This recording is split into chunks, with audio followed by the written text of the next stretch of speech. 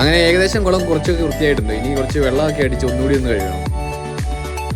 ഇതിൻ്റെ ഇടയ്ക്ക് കുളത്തിൽ നിന്ന് കിട്ടുന്ന ചെറിയ പൊടിമീനെയും ഞങ്ങൾ പെറുക്കിയെടുക്കുന്നുണ്ട്.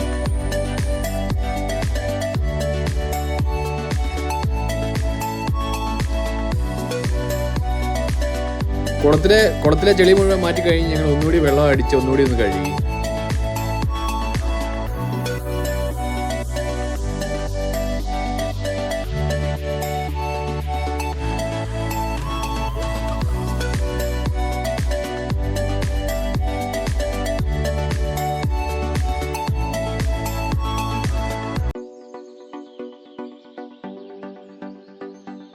അങ്ങനെ കുളത്തിൻ്റെ പണി ഏകദേശം കഴിയാറായി. ഇതാണ് കേട്ടോ ഞങ്ങൾ ഈ കുളത്തിൽ നിന്ന് പിടിച്ച മീനുകൾ.